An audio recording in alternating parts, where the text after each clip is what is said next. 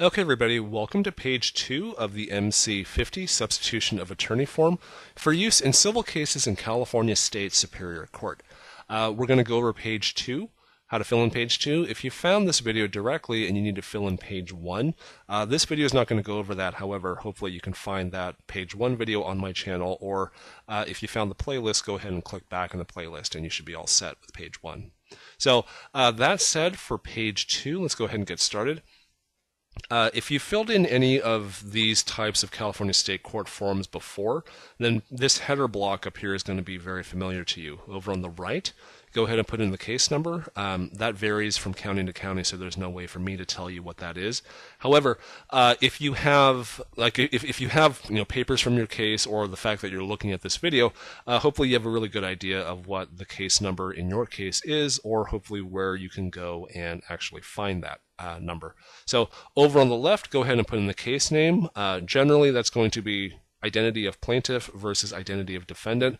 I say identity because it really will depend on whether or not the plaintiff is an individual, a company, a government entity, whether or not the defendant's a individual, corporation, whatever, but generally it's going to be identity of plaintiff, however you refer to them, versus identity of defendant, however you refer to them.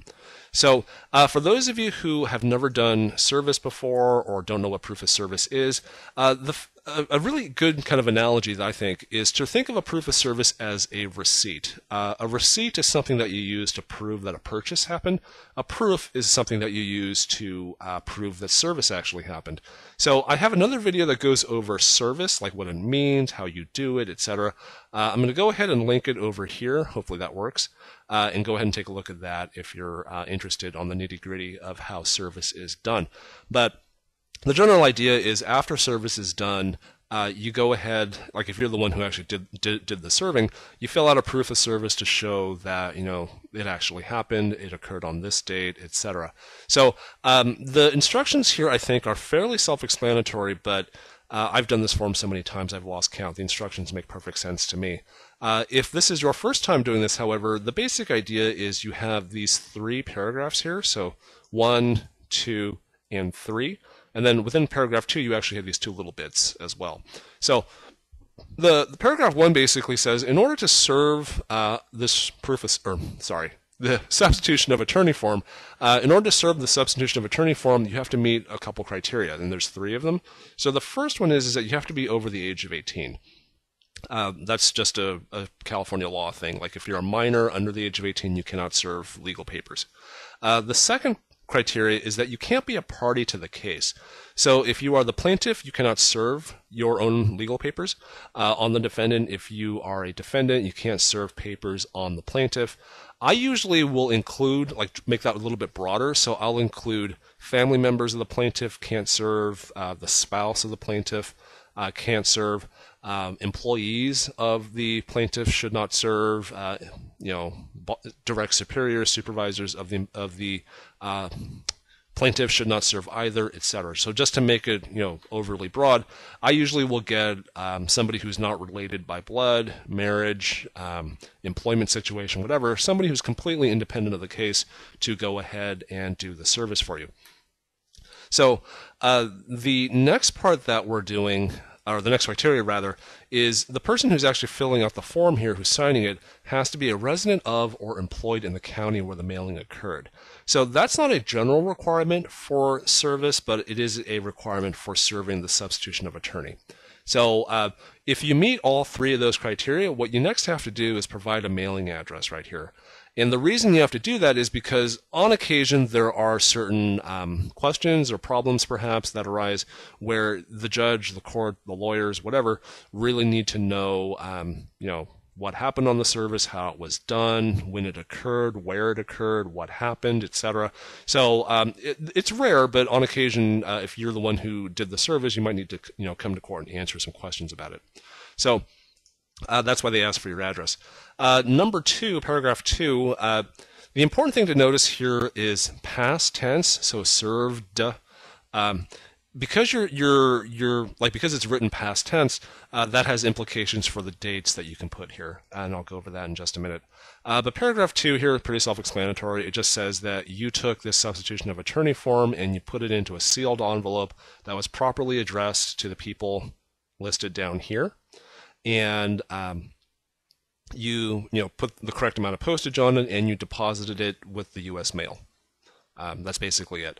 So if you do all that stuff on a particular date, go ahead and put the date here. So there's no particular format required. So that's okay. You can actually write out June 10, 2015. That's fine too. But you also need to put in the place in California. So if you're in Los Altos, California, like I am, go ahead and put that in. That's fine. And this paragraph 3 here basically says you declare under penalty of perjury that under the laws of the state of California, that all of this stuff is correct, true and correct. So the basic idea here is you're declaring under penalty of perjury. In other words, you're swearing that all of this is true.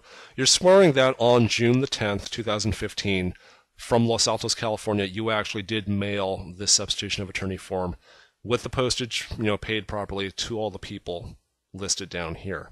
So that's basically it. Obviously, I mean, if you are caught, doing untrue things, or like if you're caught where you actually made this up, obviously since it's under penalty of perjury, you could find yourself in a lot of trouble. But for most honest, upstanding people, where they actually did do this on the date and time, or date and place where they said, everything's fine. So in other words, if you put down June the 10th, 2015, and you mailed the form from Los Altos, California, you better have mailed the form from Los Altos, California on June the 10th. So if you do that, that's fine.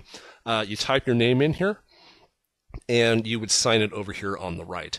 So as far as the dates go right here, earlier I said that because it's past tense right here, that will determine what dates you can put in.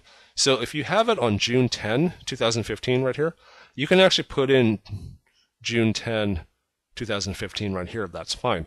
So under this example, you mailed it, let's say in the morning, and then in the afternoon you sign this form and everything's fine.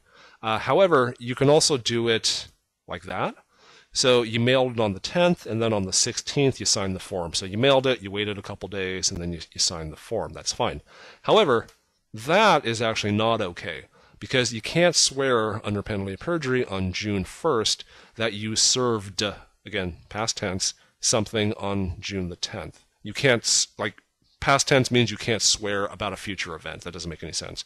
So do not fill in the dates like that. You'll get the court clerk will kick the form back to you. So make sure you get the dates correct. So that's fine.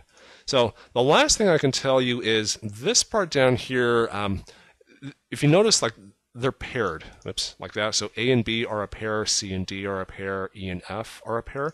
So in each pair, you would basically list down the name of the person you serve. So maybe it's the lawyer for the other side, maybe it's the defendant or the plaintiff if they don't have a lawyer, and you need to put down the address at which you mailed this particular form to them. So the last thing down here, I guess I lied a little about it a second ago. The actual last thing is that if you have more parties in your case than can fit, in number 4 right here, all this stuff right here, what you can do is actually check this box and just attach another piece of paper and list out all the people that are actually that you actually served. So if there's 5 other people, check this box right here and attach a piece of paper that has the extra 5 people on it. So that's it. The form is not that complicated, but sometimes people, whenever they're doing things the first time, they will usually struggle for reasons that nobody can really predict. So hopefully that helped. Go ahead and leave me a comment if you want, and yeah, I will talk to you soon. All right, thanks a lot. Bye bye.